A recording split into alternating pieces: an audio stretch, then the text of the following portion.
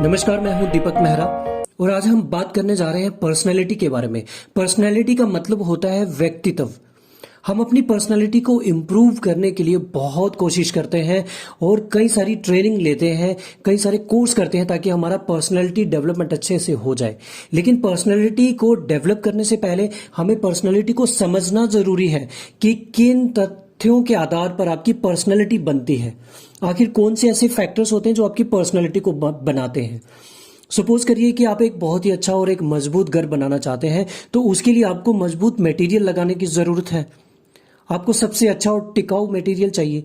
इसी प्रकार अगर आप अपनी पर्सनैलिटी को स्ट्रांग बनाना चाहते हैं तो आपको समझने की जरूरत है कि किन चीजों से आपकी पर्सनैलिटी बनी हुई है। सबसे पहले हम बात करते हैं पर्सनैलिटी होती क्या है।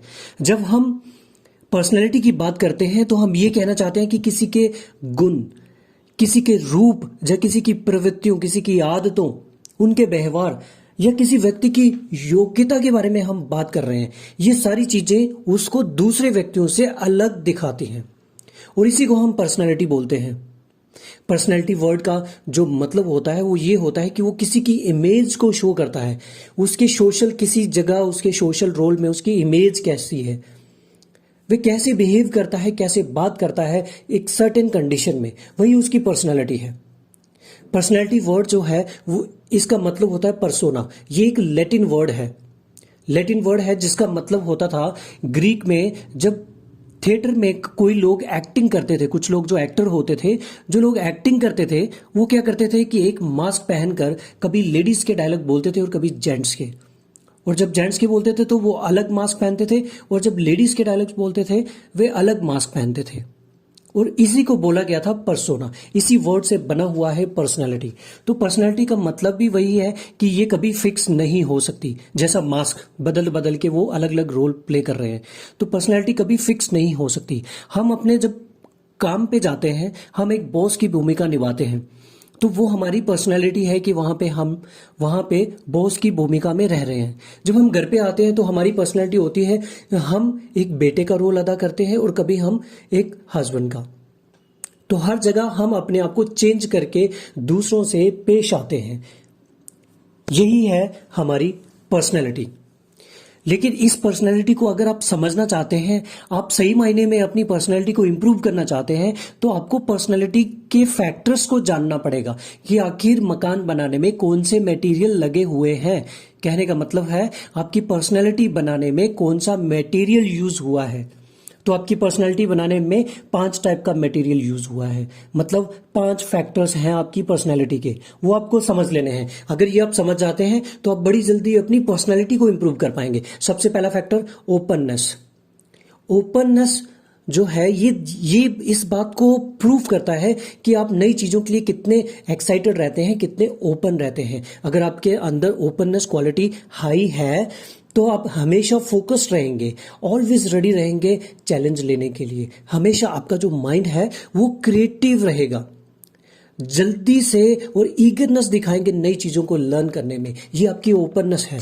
अगर आपकी पर्सनैलिटी के अंदर ओपननेस दिखा रही है तो आप इसमें अगर हाई हैं तो ये सारे फैक्टर्स आपको नजर आएंगे। लेकिन अगर आपके अंदर ओपननेस लो है तो आप हमेशा चेंज को डिसलाइक करते हुए नजर आएंगे। आपकी लाइफ में जो भी चीजें आ रही हैं उनको आप डिसलाइक करेंगे। आप बदलाव नहीं चाहते और कोशिश भी नहीं करते कि आप अपने आप को बदलें या अपने रहन सहन को बदलें।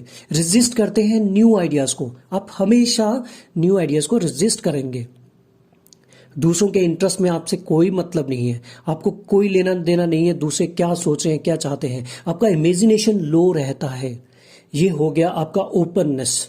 तो अगर आप अपनी पर्सनैलिटी को इंप्रूव करना चाहते हैं तो ओपननेस में जो मैंने पॉइंट्स बताए हैं उनको आप इंप्रूव करने का प्रयास करें, तो आपकी पर्सनैलिटी इंप्रूव हो जाएगी। दूसरा पॉइंट है, दूसरा फैक्टर, दूसरा मटेरियल आपका घर बनाने के लिए पर्सनैलिटी वाला, कॉन्शियंटियसनेस। आपकी कॉन्शियंटियसनेस कैसी है। कहने का मतलब है आप कितने थॉटफुलनेस हैं, आप कितनी गोल डायरेक्टिव पर्सन है, आपका बिहेवियर कितना ऑर्गेनाइज रहता है, आप कितने माइंडफुल तरीके से लोगों से बात करते हैं। और अगर आपका कॉन्शियंटियसनेस हाई है तो आपके अंदर क्या दिखने वाला है। सबसे पहले आप बहुत ही अटेंटिव होकर दूसरों को बातों को सुनते हैं। अच्छी तरह से दूसरों को लिसन करते हैं, पूरा ध्यान से, इग्नोर नहीं करते उनके किसी भी सेंटेंस को। अपने काम को सही टाइम पे फिनिश करने की आपको आदत होती है। आप पंक्चुअल रहना पसंद करते हैं और हमेशा अपने टाइम को यूटिलाइज करना आपको अच्छी तरह से आता है। किसी भी काम को करेंगे आप अच्छे से और वेल प्रिपेयर्ड होकर ही करेंगे। ये होगी आपकी कॉन्सेंट्रियसनेस अगर हाई हुई तो। और अगर आपकी पर्सनैलिटी में कॉन्सेंट्रियसनेस लो दिखती है तो आपके अंदर ये बातें दिखने वाली हैं। ये क्या है? सबसे पहले आप किसी भी काम को ऑन टाइम नहीं करना पसंद करेंगे, आप फिनिश नहीं कर पाएंगे। नेवर सेट देयर शेड्यूल्स, वे लोग अपना शेड्यूल्स ही नहीं बना पाते हैं, हमेशा केयरलेस रहते हैं और जगह जगह मैश क्रिएट कर देते हैं, उलझने बना देते हैं लाइफ में। प्रोक्रेस्टिनेशन क्वालिटीज रहती हैं आपके अंदर। प्रोक्रेस्टिनेशन क्वालिटीज का मतलब होता है कि आप अपने काम को लास्ट समय तक के लिए इंतजार करते हैं कि आज नहीं कल करेंगे, कल नहीं कर करेंगे, 1 घंटा बचा है, लास्ट मिनट में करेंगे, और फाइनली आपके काम अधूरे रहते हैं। तो आपकी पर्सनैलिटी इस हिसाब से है। तो ये दूसरा फैक्टर था, ये दूसरा मटेरियल था घर बनाने के लिए, कॉन्सेंट्रियसनेस, जिसके बारे में मैंने आपको बताया। आप इसको इंप्रूव करें, इसके ऊपर ध्यान देने की कोशिश करें, आप अपने आप को समझ पाएंगे। तीसरा फैक्टर है extraversion.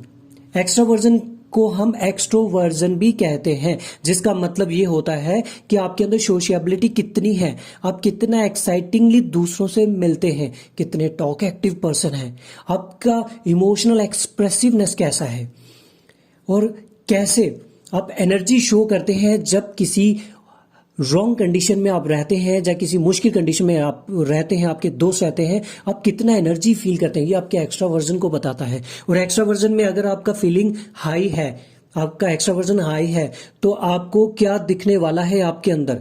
Happy to meet new person. आप नए लोगों से मिलते हैं और बहुत खुश होते हैं, उनसे जल्दी कन्वर्सेशन कर लेते हैं, बड़ी जल्दी आप नए दोस्त बना देते हैं, आपका फ्रेंड सर्कल भी बहुत बड़ा है, इजीली बनते हैं आपके दोस्त।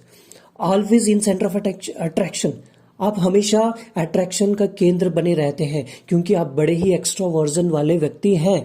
तो एक्स्ट्रावर्जन क्वालिटी आप में होनी चाहिए। लेकिन अगर आपके अंदर एक्स्ट्रावर्जन लो है तो आपके अंदर क्या दिखने वाला है? किन बातों से आप जानेंगे कि आप लो एक्स्ट्रावर्जन वाले हैं? डिफिकल्ट टू स्टार्ट कन्वर्सेशन, जल्दी किसी से बात नहीं कर सकते, आप हेजिटेट करते हैं, शर्मा जाते हैं, आपको लगता है कि वो मेरे बारे में क्या सोच रहा होगा। तो इस वजह से आपकी पर्सनालिटी डोमिनेंट कैरेक्टर वाली हो चुकी है। आप डोमिनेंट होते हैं, करते नहीं हैं, और हमेशा घबराए हुए रहते हैं। डिसलाइक मेकिंग न्यू फ्रेंड्स, आपको नए दोस्त बनाना पसंद नहीं है, क्योंकि नए लोगों से बात ही नहीं करेंगे तो नए दोस्त भी नहीं बनेंगे। फीलिंग बोर्ड, आप फीलिंग बोर महसूस करते हैं जब आप सोशल इवेंट में जाते हैं, किसी शादी, फंक्शन, बर्थडे पार्टी में जाते हैं, अलग से बैठना पसंद करते हैं, ज़्यादा शोर शराबे में नहीं जाते, जल्दी वहाँ से घर जाने की कोशिश करते हैं, क्योंकि आपका फ्रेंड सर्कल भी कम होगा, आपके पास कन्वर्सेशन भी कम होगी। तो ये रहेंगे आपके पास अगर आपका एक्स्ट्रावर्जन लो रहा तो। 3 फैक्टर्स मैंने बता दिए। चौथा मटेरियल आपकी पर्सनालिटी को जो बनाता है, आपको जानना बहुत जरूरी है, एग्रीवलनेस ये दिखाता है कि आप कितने ट्रस्टेबल पर्सन है। अल्ट्रुइज्म मतलब unselfishness for other people concern, जब दूसरों का कंसर्न होता है तो वहां पे आप सेल्फिश नहीं हो जाते, उनको काइंडनेस शो करते हैं, अफेक्शन शो करते हैं, हेल्पिंग नेचर शो करते हैं। अगर आपके अंदर एग्रीबलनेस वाली क्वालिटी है, ये डेफिनेटली होगी, लेकिन वो कितनी होगी ये आपकी पर्सनैलिटी के ऊपर डिपेंड करेगा। और जिनके अंदर ये हाई रहती है वो मोर कोऑपरेटिव होते हैं, बड़ी जल्दी दूसरों से कोऑपरेट करते हैं, कभी किसी के साथ मुश्किल कंडीशन में आकर भी अच्छे से बिहेव करते हैं। अगर आपके अंदर एग्रीबलनेस हाई है तो आपके अंदर कौन सी बातें दिखने वाली हैं, आप जज करिए अपनी पर्सनैलिटी को, खुद से जानिए। किसी भी व्यक्ति की हाइट को मेजरमेंट करना हो तो एक स्केल होता है, वेट को मेजरमेंट करना हो तो एक स्केल होता है। इसी तरह आपको अपनी पर्सनैलिटी को मेजरमेंट करना है तो ये 5 मटेरियल मैं आपको बता रहा हूं, 5 फैक्टर्स जिनको आपको जानना बहुत जरूरी है। अगर आपके अंदर एग्रीबलनेस हाई है तो आप दूसरों के लिए केयर करते हैं, इंजॉय करते हैं अपने आप में जब दूसरों की मदद कर लेते हैं, दूसरों की खुशियों को सेलिब्रेट करना भी आपको आता है, उसमें आपको अच्छा लगता है, इमोशनल अंडरस्टैंड करते हैं दूसरों को, बड़ी अच्छी तरह से, उनके इमोशंस को समझ पाते हैं, और दूसरों की जब जरूरत होती है, जब उनको आपकी जरूरत होती है तो आप उनकी मदद भी करने लग जाते हैं। आप ऐसे व्यक्ति हैं। लेकिन इसका उल्टा, अगर आपके अंदर एग्रीबलनेस लो दिख रही है तो कौन सी ऐसी बातें हैं जिससे ये पता चलेगा एग्रीबलनेस लो है? सबसे पहली बात, लिटिल इंटरेस्ट इन अदर्स। दूसरों में इंटरेस्ट होता ही नहीं है। दूसरों को मैनिपुलेट करके काम करवाना पसंद कर रहे हैं, लेकिन खुद उनकी हेल्प नहीं करेंगे। उनको आइडियाज देंगे लेकिन खुद नहीं करना चाहेंगे। लो interest in other people problems. दूसरों की प्रॉब्लम में आपको कोई लेना देना नहीं है, इंटरेस्ट ही नहीं है। और आपकी जो फीलिंग है, आप कैसा सोचते हैं, दूसरे कैसा सोचते हैं, ये आपको कोई लेना देना नहीं है। आप दूसरों की फीलिंग को इग्नोर कर देते हैं, बड़ी जल्दी इंसल्ट भी कर सकते हैं अगर आपके अंदर लो एग्रीबलनेस है।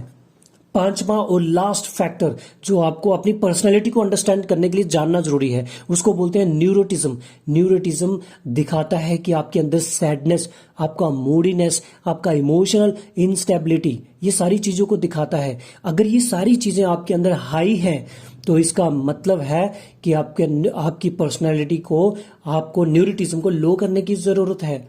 क्योंकि न्यूरोटिज्म बढ़ने का मतलब है आप सैडनेस को बढ़ा देते हैं।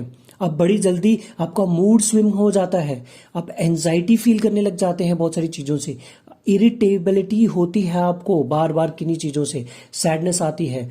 तो इसलिए न्यूरोटिज्म के मामले में अगर आप हाई हैं तो आपको थोड़ा लो होने की जरूरत है। अपने आप में थोड़ा सा आपको न्यूरोटिज्म को लो करने की जरूरत है। बाकी सारे फैक्टर्स में मैंने आपको बताया कि आपको क्या क्या चीज हाई करना था, लेकिन न्यूरोटिज्म जो पांचवा जो एक मटेरियल है, जो फैक्टर है आपकी पर्सनैलिटी को बनाता है, इसमें आपको अपने आप को लो करने की जरूरत है।